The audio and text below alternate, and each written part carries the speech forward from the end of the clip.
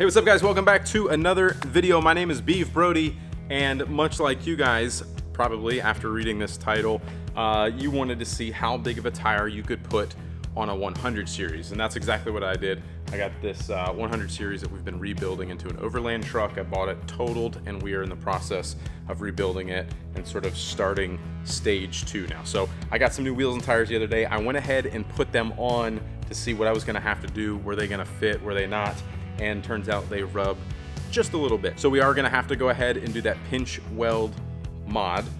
So we'll walk through that, how to do that, what that looks like, see if there's anything else that we've run into with a 34-inch tire on a stock suspension 100 series. So the wheel and tire setup that I'm using on this is a 1552 Traverse wheel. It's a 17-inch wheel. It's a 0 offset with these BF Goodrich 285/75/17, which is just under a 34-inch tire. It's like 33.8 by 11.2, and they just barely rub the pinch weld area back here in the back of the fender well.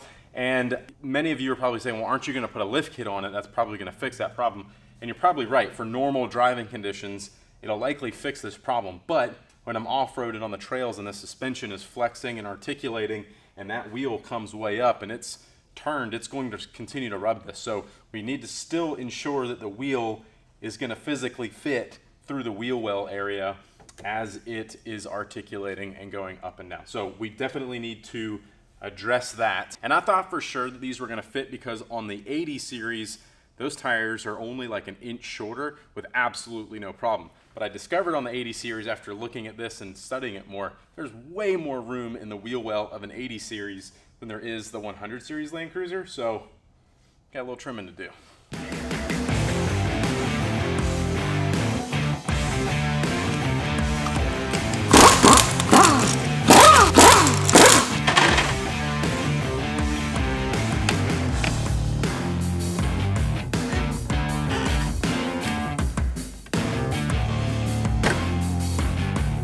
Okay, so now that I got the wheel out of the way, I went ahead and trimmed back some of this plastic, as you saw. Now the idea here is this lip, as you can see, there's like 4 pieces of sheet metal or so that come together and they're spot welded all the way down. The idea here is that we want to sort of cut a slice in it and then hammer this thing flat and hammer it back. That's going to give us another 3/4 of an inch to an inch of clearance back here, which I'm hoping is all we're going to need for these almost 34-inch tires. So we can get the grinder out, we'll make a couple of cuts and get the big hammer.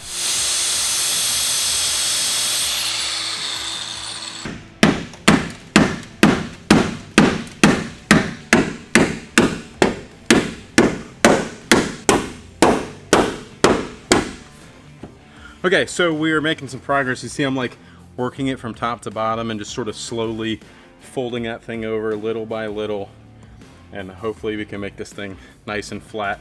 I didn't want to make more cuts than I needed to, but I'm trying to move this thing all together because I don't want it to sort of unseal in between these. Obviously we're gonna go back, clean this up and put some paint on it so it doesn't rust. But when it comes to cutting, I'm in the mindset of like less is more, you know what I mean? Like don't cut more than you have to, unless you're just like intentionally just going to like really cut something apart. But I want to try to keep this thing intact as much as possible. You can see now this whole lip that used to stick out straight, I now pounded flat against the rest of that. I even sort of wrap it under this corner here. So that's giving me a solid 3/4 or 1 inch or so there. I'm gonna go ahead and test the fit the wheel back on, put it on the ground and steer it, make sure it's gonna clear. We don't need to clearance anything else. We'll clean that up, we'll paint it.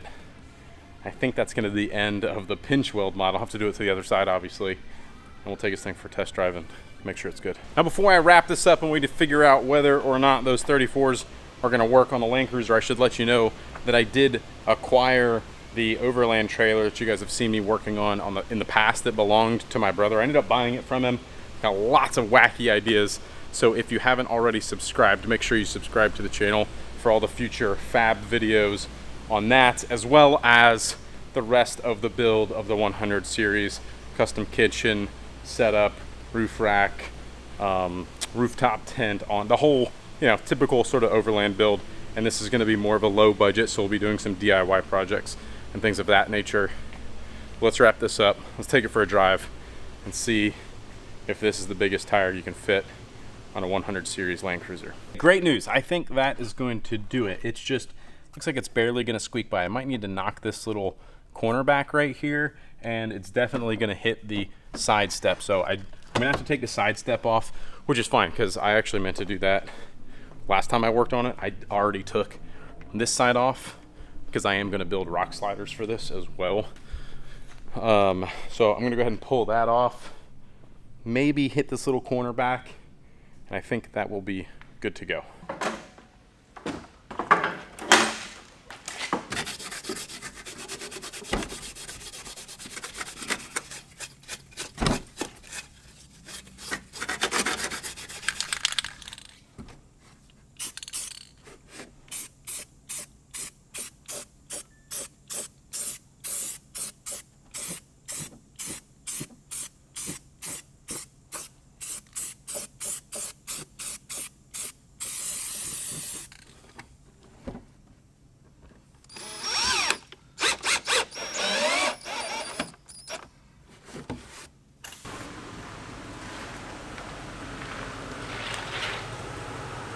I am happy to report that I have no rubbing. So to answer the big question is, what is the biggest tire you can put on a stock 100 series? Will it fit a 34-inch tire? And I think the answer is yes, barely. So after driving it around and maneuvering, I didn't have any rubbing in the back of the wheel well where we mashed down that pinch weld, but the very front of it here on the driver's side, on the left-hand side, at full right-hand turn lock, it was rubbing this piece of plastic right here, which is like a cover that goes over the back of the windshield washer bottle. And I don't want to cut that up, and I don't want to remove it because I want to leave some protection for the washer bottle. I don't want rocks hitting that thing and cracking it and leaking and things of that nature. There's also a bunch of wiring harnesses that clip into it and stuff like that. So I want to leave that intact. So I'm just going to avoid full steering lock to the right until I get the lift kit on and all that kind of stuff, which quite honestly isn't going to be long from now, and I'm probably not going to hardly drive this thing until then anyway. So just a quick one for you today. If you like this video, give it a thumbs up, subscribe to the channel if you aren't already, and we'll see you guys in the next video. Peace.